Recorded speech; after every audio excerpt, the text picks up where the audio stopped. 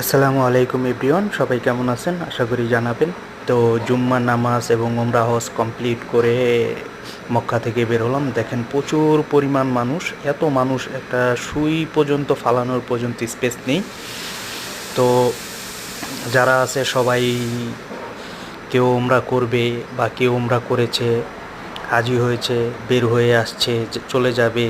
আবার কেউ আল্লাহ তালার কাবা ঘরে ঢুকবে ওমরা করার জন্য। তো মিলিয়ে ঝিলিয়ে সব মানুষজন এখানেই মজুদ।